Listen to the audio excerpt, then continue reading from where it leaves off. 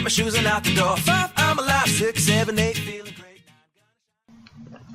Hello, BYWG Tribe. This is Dr. Noah. We wanted to make you aware of our never-before-featured Product of the Month and newly released Book of the Month for February 2018. Keep in mind, all the links, discount codes, and special offers for the product and book will be listed in the show notes in iTunes, in our weekly newsletter, and on our website at www.beyondyourwildestgenes.com at the Listen Now tab. Our product of the month is Purity Coffee, whose tagline is Improving the World's Health Through Coffee.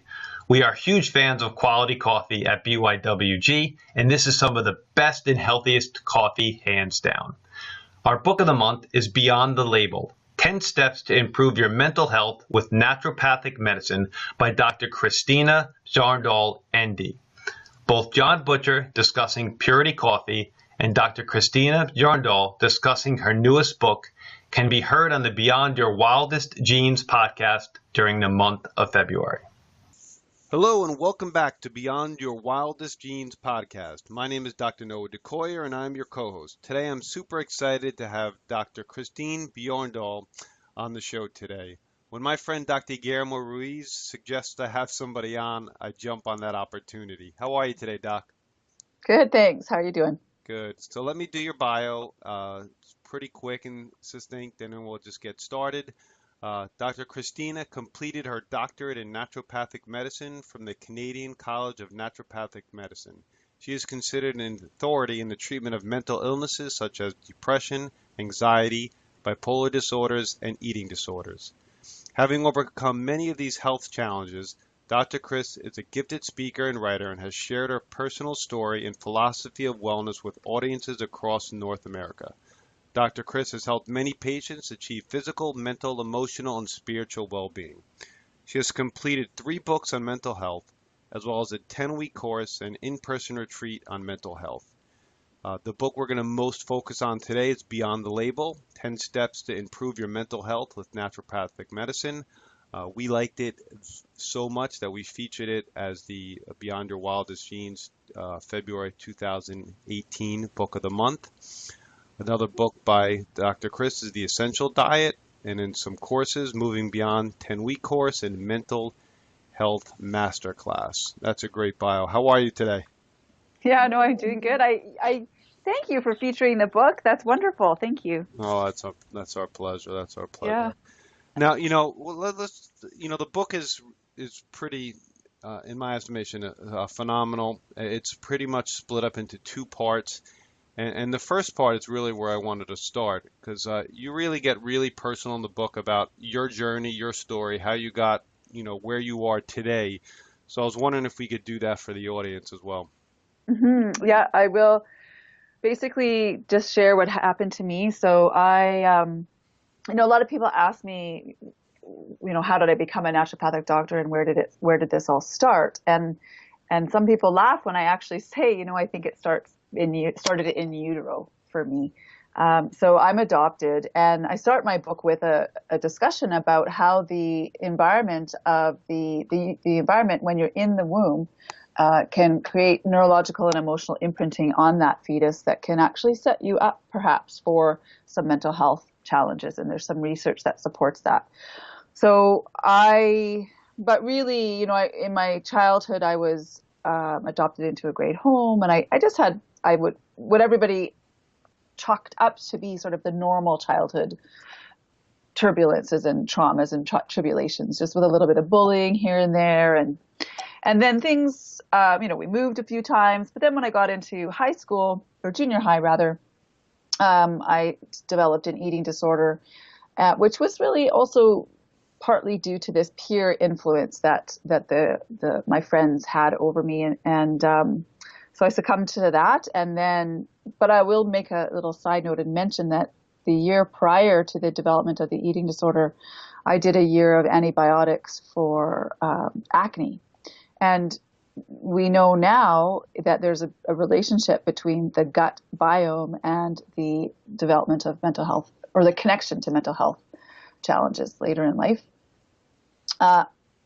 After high school, I went on to university. I was always very overachieving, and I continued that overachieving tendency into university. But by the time I got to my third year, I found myself paralyzed by anxiety and in a debilitating depression.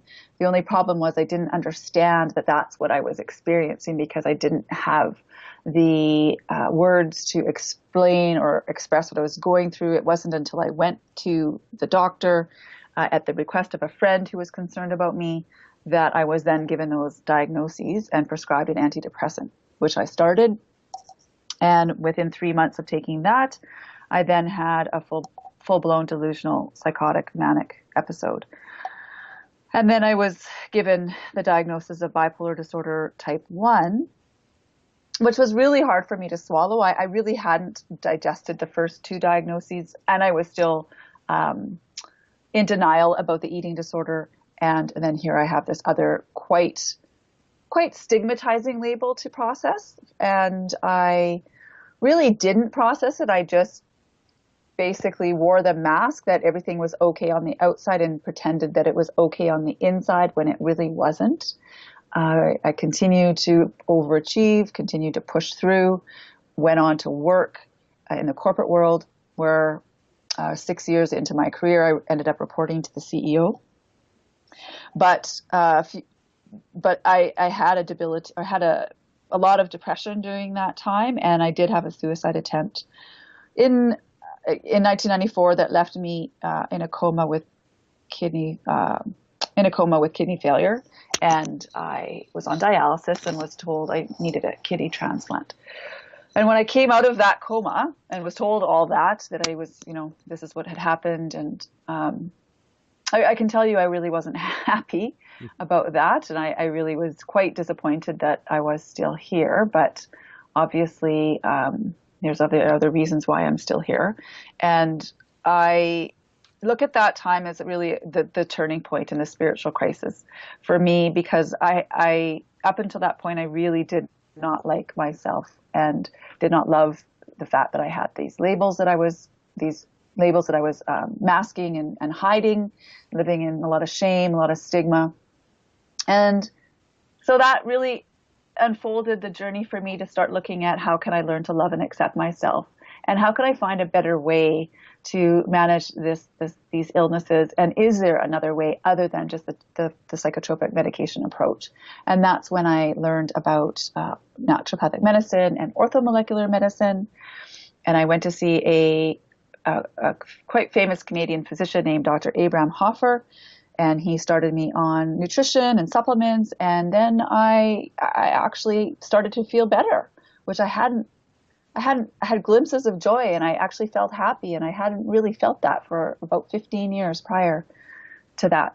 And then I began to, once I started to feel better, I realized that, I really wasn't, and even though I had a great job, I wasn't really enjoying that job. It wasn't fulfilling my passion or my purpose.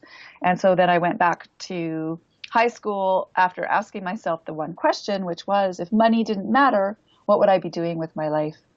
And the answer that came up for me was to go back to school and to help people regain their mental health the way I have, using naturopathic medicine.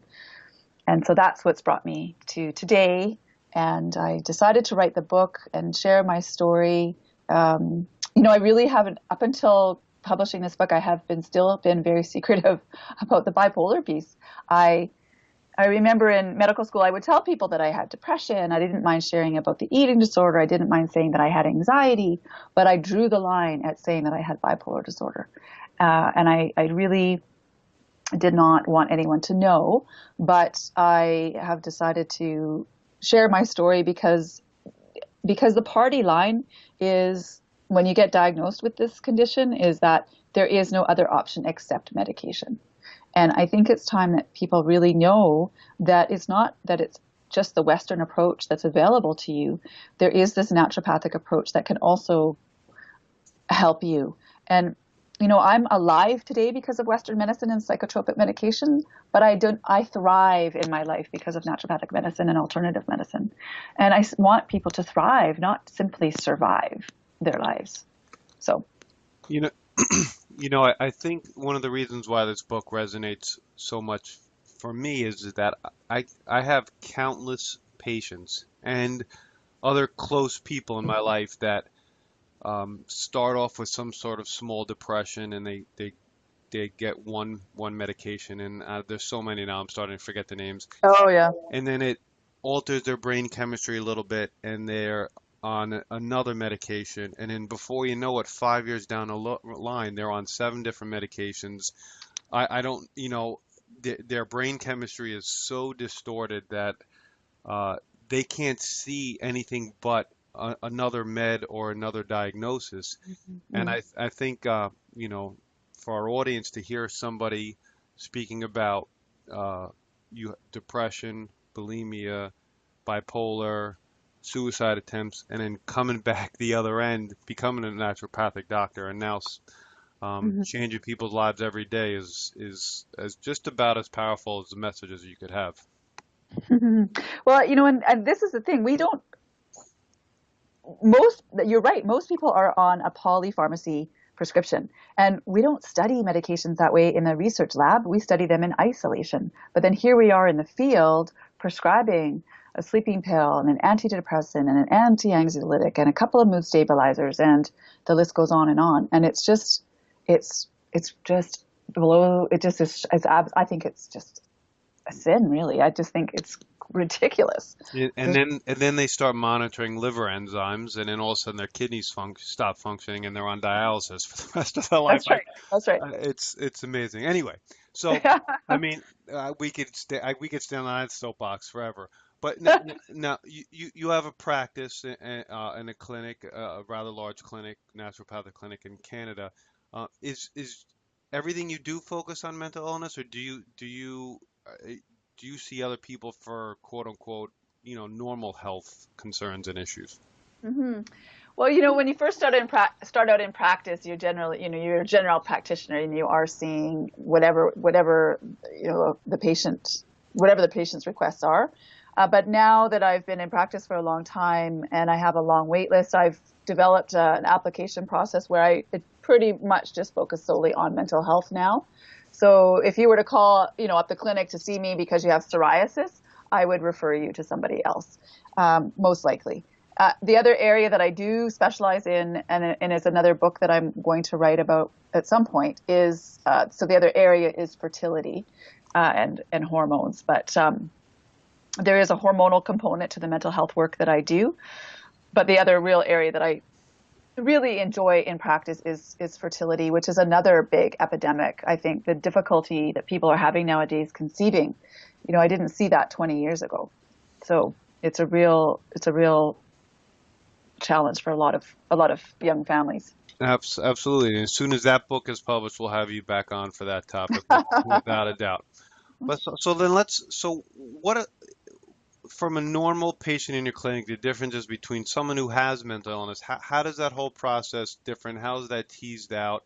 What are you focusing more on people with mental illness? Are different supplements? Are you focusing more on sleep? I know you talk about spirituality and love in the book, with love actually maybe being the most important component of it all. Mhm. How is your treatment of that mental ill patient different? Well, really, what I explain to people is, and it wouldn't really be any different whether even if you had acne, but really, if you had acne, we might not be diving into these areas as deep as what I'm about to explain with when I work with somebody with mental health. But basically, what people need to understand is that there's 4 aspects to you as a person. So you have the physical, mental, emotional, and spiritual, and that is within all of us. Whether people want to acknowledge that or not, that is the truth. And our Western system is focused on the physical only for the most part, unless you're going to work with a psychologist who will then perhaps, get into the other 3 areas. But in naturopathic medicine, we are about holistic medicine. We're about looking at you as a whole individual. So we really want to look at all 4 areas. Now, I'm just going to speak quickly to the physical. When I'm working with someone with mental health, I explain that there's 3 macro systems within your body, and and this is anybody with any health condition, you have your neurotransmitters, and then you have your neuroendocrine or your hormonal system, which consists of your hypothalamus, pituitary, your thyroid, your ovaries or testes in men, and the adrenal glands. Some people include the pancreas and the heart as part of the endocrine system as well. And then you have your organs of detoxification, so your liver, kidneys, colon, lungs, skin, lymphatic system. So all of those 3 macro systems are working together within your body. It's not like there is silos set up where the neurotransmitters don't talk to the hormones and the hormones aren't affected by the organs of detoxification. Everything is interacting. But the problem is our Western medical system is set up in silos. If you have a problem with your hormones, you go to the endocrinologist. If you have a problem with your mental health, you go to the psychiatrist, and the two do not speak to each other. So we have to be talking integratively and holistically when we're working with health, because that's how it exists within the body. And so then I explain that the way that I support those 3 macro systems is the foundation of health is diet, then sleep, exercise, and managing stress. And then the next areas, which pertains more so specifically to mental health, is we then look further into, well, what are your thought processes? How are your emotions? How do you behave and react in the world?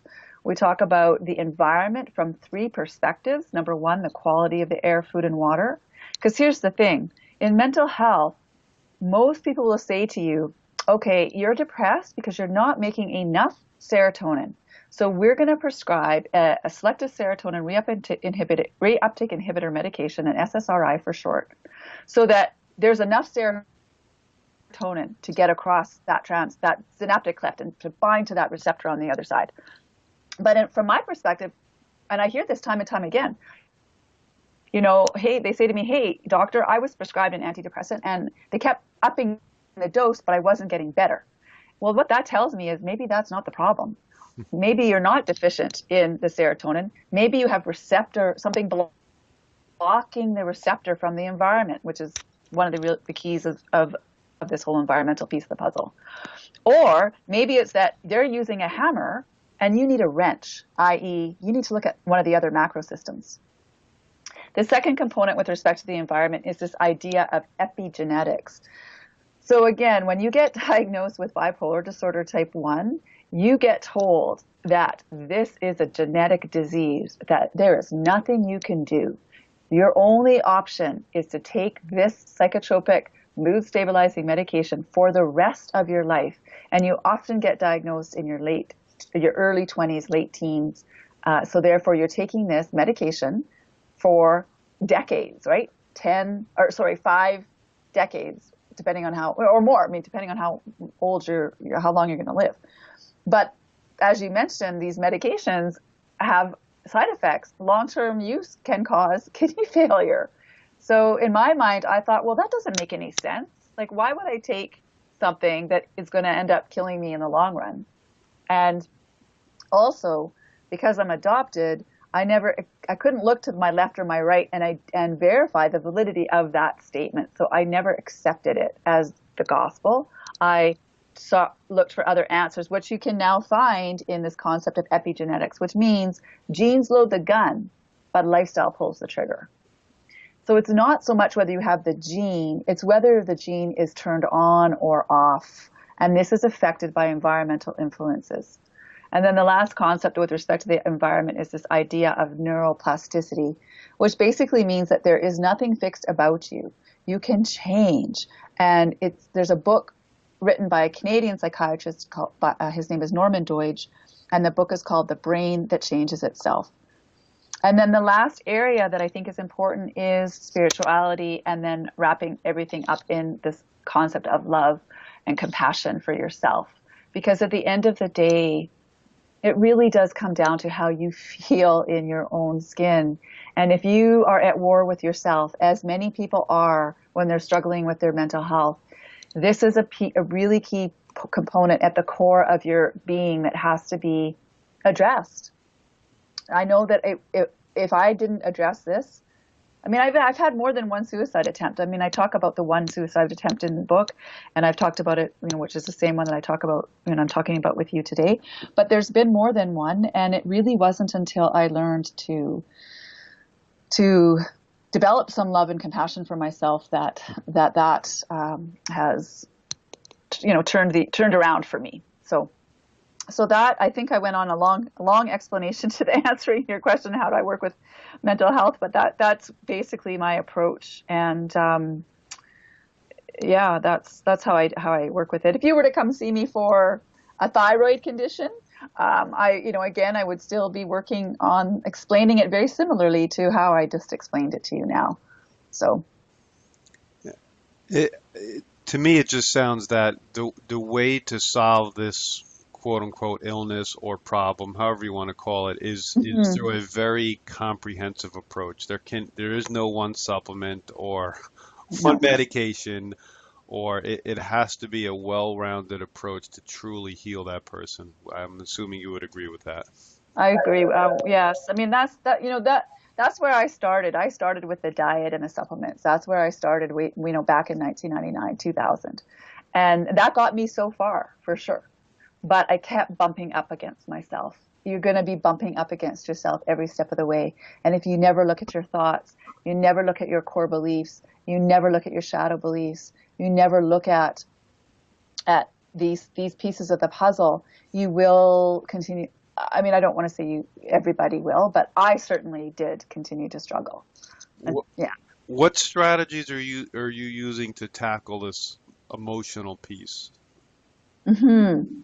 So I have training in 5 types of therapy. So I have training in Gestalt psychotherapy, compassion-focused therapy, mindfulness-based therapy, cognitive behavioral therapy, and something called integrative reprogramming technique. So I weave in elements from all 5 aspects into my counseling with patients. So I start with the emotional piece. I start with simply a very simple technique that we've called the 7 R's of working with problematic thoughts and emotions. So basically, do you want me to go through it? Yeah. What they are? Yeah. Sure. Okay. Yeah. So the 7 R's basically there's 2 ways to enter this piece. One is through looking at your thoughts. The other is looking at your emotions, but they're both connected to each other. So the 7 R's of working with problematic thoughts and breaking the thought emotion cycle is really about bringing some awareness to either what you're feeling, so whatever the emotion is that's arising within you, or the thought that's triggering that emotion. And so the first R is recognize the emotion or the thought. The second R is to refrain from following it any further by relaxing into the breath. And then there's a breathwork piece that I teach. Because what people have to understand is what the thoughts you think affect the physiological cascade of hormones that get produced and neurotransmitters that get produced in your body. So if you want to feel different, you have to think a little bit differently. Now, this was really hard for me at first because I used to feel like, when people said to me things like, oh, Chris, come on, just think positive, or snap out of it, or, what do you have to be depressed about? I really took offense to those kinds of statements because I felt like they were implying that I just had to, snap my fingers and I would feel better. And so I want to be clear here that I'm not saying just to think positive, because that's not what I'm saying. Because what I am saying is pay attention to what you're thinking. And if it's not serving you, if it is a negative thought, don't attach to it anymore. Don't follow it anymore. Don't add to it. Like I used to, a suicidal thought would come and I would follow it all the way down to enacting a plan and executing that plan. Now a suicidal thought will come and I'll be, oh, wow, I have awareness about it. I go, wow, that's a pretty deep, dark, brutal thought. And I turn it into something else. Or I simply just get curious. Where did that come from? That's a real deep wound within me. And I don't attach to it any further by contributing to it with other thoughts, if that's making sense. So So then the next R is basically what I'm saying. So the fourth R, the fourth R is to refrain from following your thoughts, and the fifth R is to rephrase that thought. But here's the thing, I'm not saying if your thought was I am unworthy to then turn it around to I am worthy. I mean, you can. I mean, that is cognitive behavioral therapy, and that is what cognitive behavioral therapy asks you to do. But if that's too difficult of a leap for you, as it was for me, then I ask patients to just go neutral. So instead of saying I am unworthy, you just say I am. And you don't give any descriptive label. You just stay neutral. And that neutralization of the thought helps to neutralize the emotional cascade of hormones that gets produced in you too. And eventually you can then add on this positive piece as you continue to do the work in terms of learning how to love and accept yourself. So that's the 7 R's of working with problematic thoughts. And that is where people need to start, with awareness of what are they thinking, because most people aren't aware that they have this voice that's going on in their heads constantly talking to them, constantly. And it's your own voice. And, you know, and once you have awareness of that, then you can realize, okay, all right, well, what's beneath that? So what lies beneath that is stillness, but you have to get to stillness.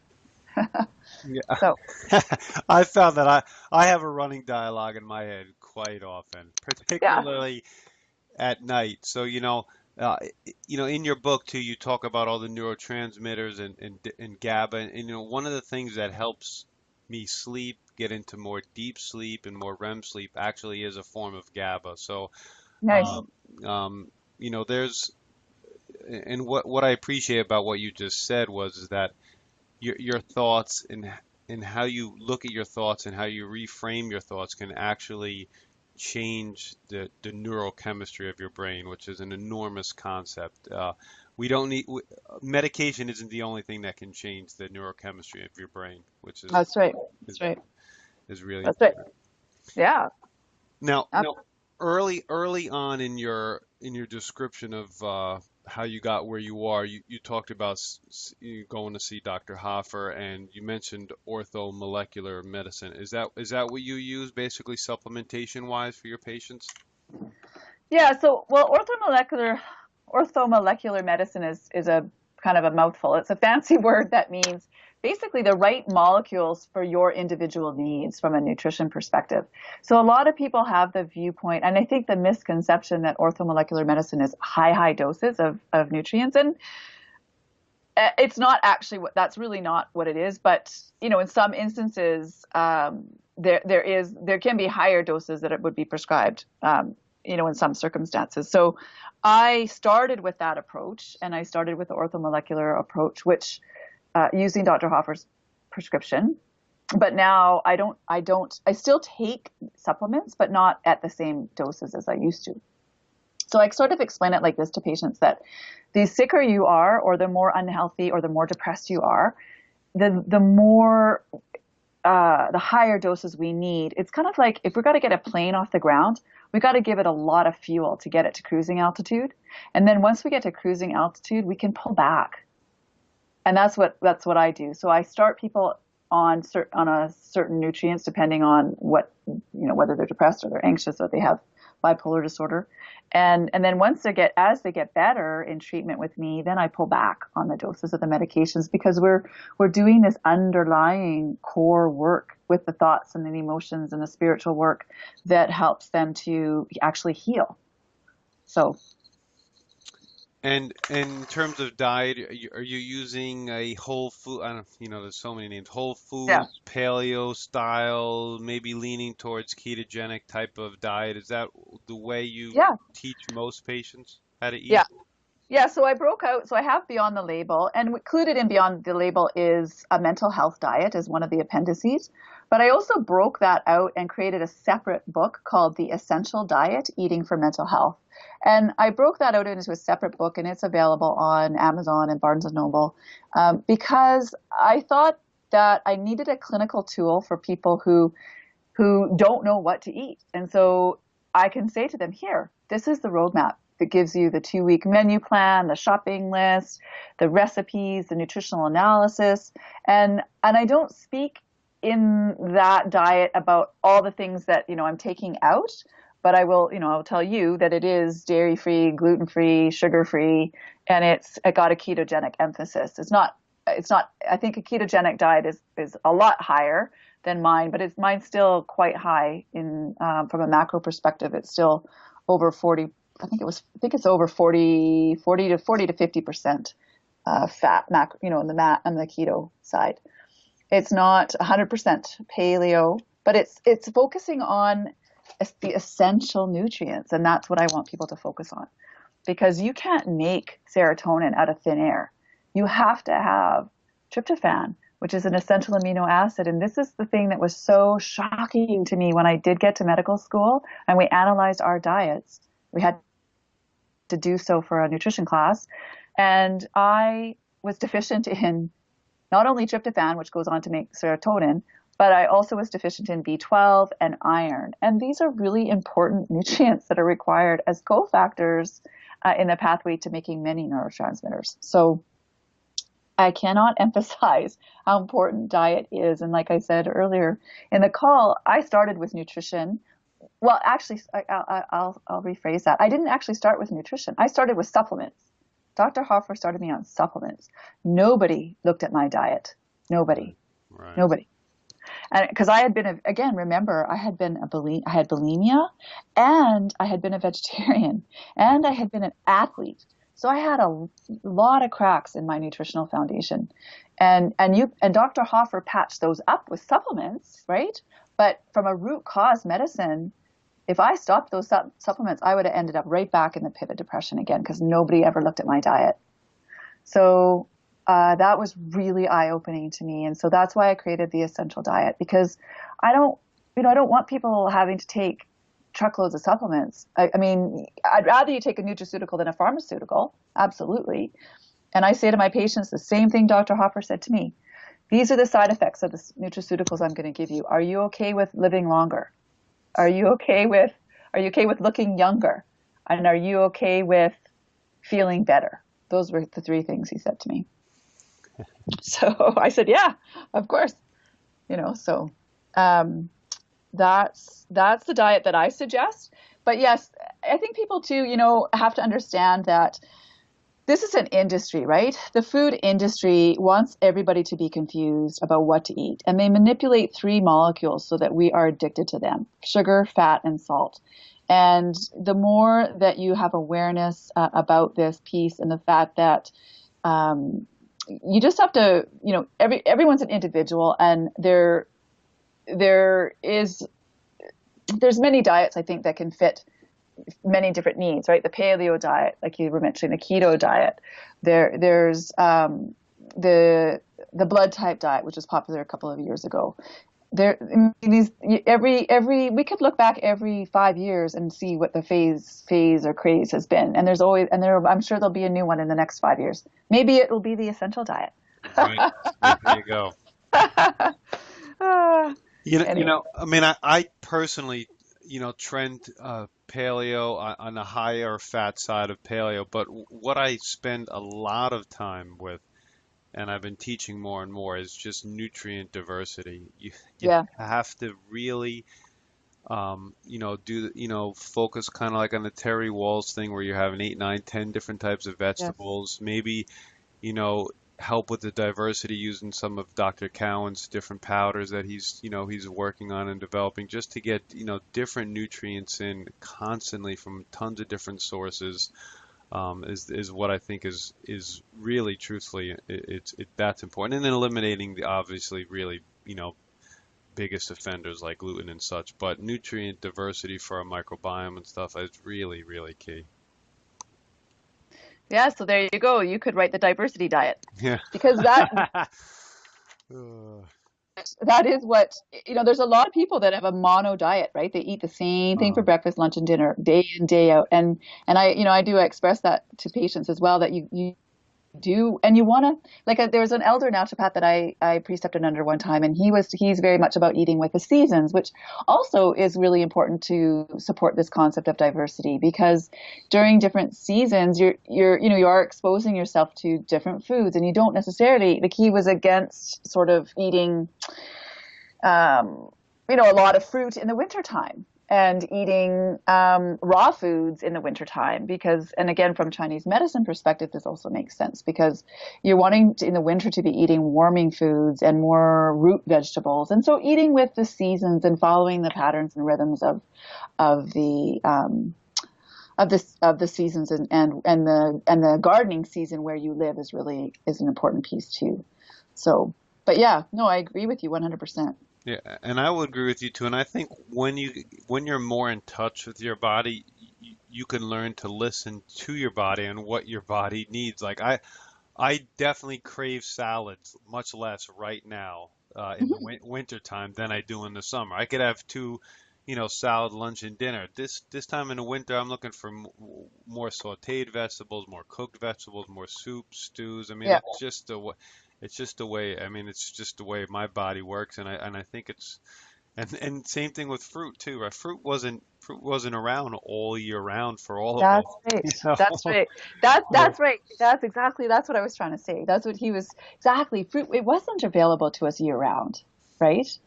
Back 100 years ago, but it is now thanks to modern transportation. Yeah, Yeah. it's It's definitely interesting, right? It's really it, interesting. it is. And then once you just start thinking logically about things, it kind of makes sense too. Yeah. Yeah. But That's, you take a pretty hard stand on caffeine. I know. I was a little bit Ah. disappointed about that. I do love coffee. I buy very high quality coffee, but I do like my coffee. Good. But Well, I'm you, glad you like the quality. That's important. Okay, sorry, go ahead. I interrupted you. no, and I was just gonna say, I mean, what is your experience with caffeine and coffee and the pretty tough stand? Yeah, and it really is my own experience. I think, so I used to use, so I grew up in a family with alcoholism, and so I have quite a hard-nosed approach to anything that I deem, from my judgment, to be an addictive substance. Yeah. So that's going to be nicotine, coffee, any drug, marijuana. That list goes on, and then sugar as well, right? So these things that we consider socially acceptable. But they still have an addictive quality. So I never drank coffee, and I was waiting to use it in university so that I could use it like a drug to keep myself awake if I needed to pull an all-nighter. But I never needed that. And then but I think for me, with the mental health, with the anxiety, I think if you have anxiety or bipolar disorder, I just feel that it's more of a neurotoxin than it does more harm than it does good. But this is also, I want to explain that this is within moderation. I mean, I'm not saying if you want to have a cup of coffee a day, that's not the end of the world. But it's the person that's having 2, 3, 4, up to 6 cups or more a day, and then they got anxiety and they wonder why. Well, let's cut the coffee, right? So that's the perspective. And I recently, I guess, Steph, you're familiar with Bulletproof and Dave Oh, Asprey. sure. Yeah, yeah, Yeah, yeah. yeah. Sure. Yeah, so I recently read his book Headstrong, and I went to his Bulletproof, and I have to say I've seen the benefits. I understand now. I didn't actually understand about the coffee beans and the mold that can be in the whole processing of coffee. So I don't think a lot of people are aware of that. But I think that I do take a hardline approach. But I think that's for people with mental illness, right? If you don't have a mental illness, then enjoy your bulletproof coffee, right? Yeah. Yeah. No, no, I could understand and respect that. I mean, I jokingly say this, but it's true. The only thing I am addicted to really is coffee. I am. I mean, Yeah. honestly, and that I need, those 2 cups of coffee around 1 o'clock in the afternoon. I just and I don't necessarily like that idea and concept because I don't have any other fixations like that, but it is what it Well, is. it might just be because you need some adrenal support. Yeah, I know. I probably need to take a rest and to heal my Yeah. adrenals for sure. Yeah. So, so in regards to your clinic, do do you only see people in your clinic, or do you have a practice that you could see people via Skype or other forms of like webcast kind of care? Yeah. So that's partly why I created the mental health. I created the Moving Beyond course. It's a 10-week course. That's an online course, and there's a few options to do that. You can do that just online, or you can do that with me, where you do it online, but then you have two calls with me, or you can do it with me, where I'm there for the 10 weeks. So there's that option, but then there's also the option of yes, I do see people via Skype and sort of telemedicine. Hmm. And the problem, though, with me is that I do have a long wait. Like, Well, that's a problem and a good thing, I think, right? right, yeah. And so I generally like people, depending on where they are, to be under the care of somebody local. And then I know that because it really depends on what, because I am dealing a lot of times with life and death situations. If people are suicidal, it's not a really appropriate, I don't think, for me to be their primary care physician. If you're living in, Delaware and I'm in Edmonton, you need to have somebody there to be more accountable to you because of just the nature of your health concern, right? I totally agree. And as a naturopathic doctor, you guys have a strong network of referrals, I would assume, correct? That's right. That's right. Yeah. Right. Yeah. I also have essentially one final question, and any comments you have at the end is just fine. It's a question I've asked for, I don't know, about 6 months to every interview, and it's a little bit of a fun question. So what's the day in the life of Dr. Chris from kind of when you wake up to when you go to bed? Routines, rituals, supplements, what you eat, how you exercise, whatever. Hmm. Well, actually, so I wake up and, so I wake up now with gratitude. I start every day with gratitude.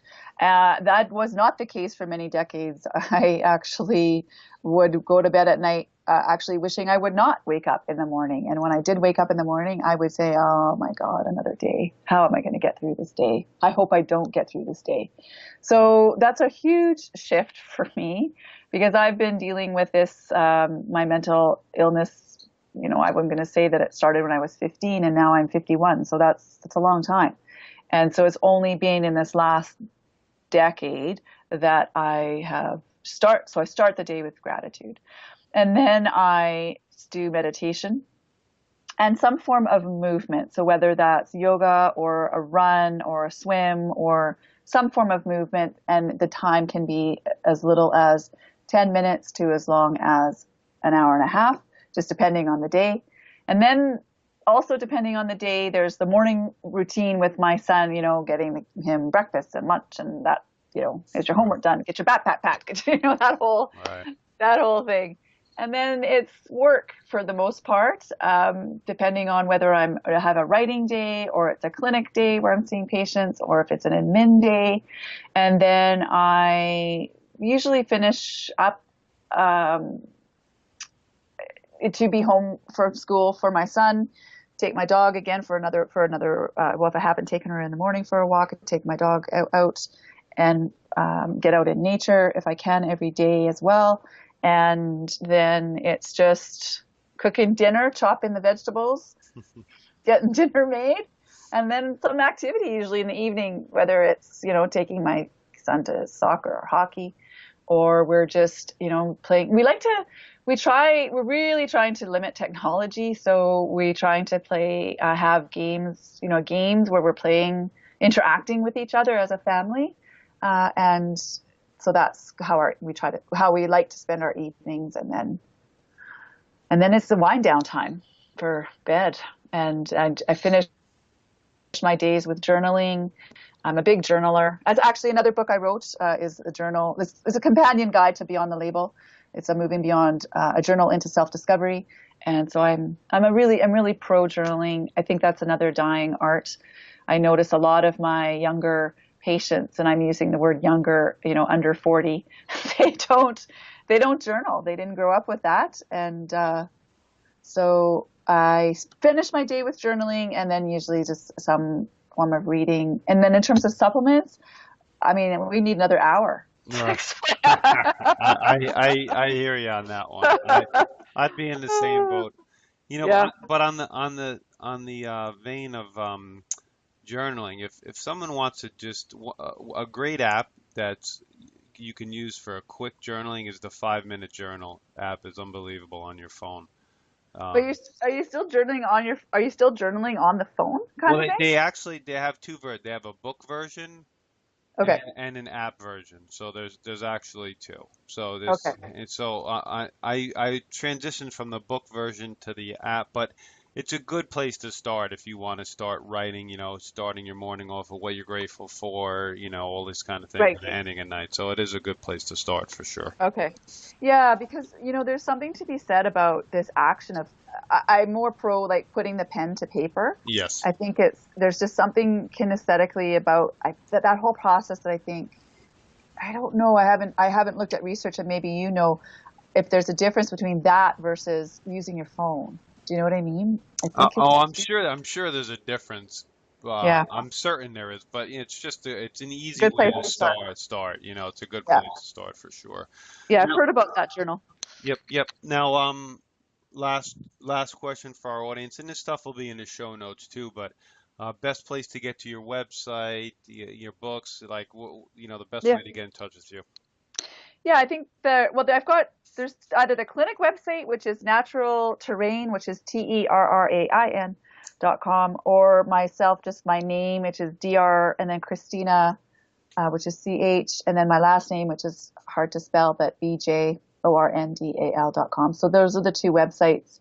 And there's contact inquiry places in both. If you're wanting to become, to do some work with me, there's different ways. Like I mentioned, there's the courses, or there is the application process to be a patient. And then, that's how to reach me. I'm on social media. I'm, the usual suspects there as well. And your books are all on Amazon, correct? Oh, yes. Yeah. Amazon, Barnes and Noble. In Canada, they're on Chapters. And I did get picked up by a U.S. publisher, so they were going to, I guess, represent the book in some other bookstores, maybe, but I don't really know what bookstores those would be other than the big ones that I just mentioned. So hopefully people can find it. Yeah, just stick on Amazon is a piece of cake. So. Yeah. That's right. Yeah, it's there. Well, thank you so much. Any last words for our audience? Oh, I think just if you are listening and you are struggling with your mental health in some capacity, just know that there is another approach that can be complementary to if you're currently in the Western world, and that there is a way for you to actually live, I think, a better life than you may perhaps be experiencing right now. And then if you are really struggling, just know that there is help there, and I just encourage people to reach out and to get in touch, and I can help guide you if you're looking for resources, or but just know that you are here for a reason, and to trust that, and to know that to let love be your guide, and let me extend my helping hand to you, because that's really what we're here to do as human beings. We're here to help each other, and so if you need to take my hand, please do so. Oh, thank you so much. Mm-hmm. I appreciate Thank your you. time. It was great. My name is Dr. Noah DeCoyer, your co-host, and you are listening to the Beyond Your Wildest Genes podcast. If you'd like what you've heard today, please share this with your friends and family. Subscribe on iTunes. Leave a review. Helps us move up the charts. You can subscribe to our incredible weekly email at www.beyondyourwildestgenes.com. Thank you, and as my oldest son Hayden says, be awesome and never unawesome. I'm alive, 6, 7, 8, feeling great.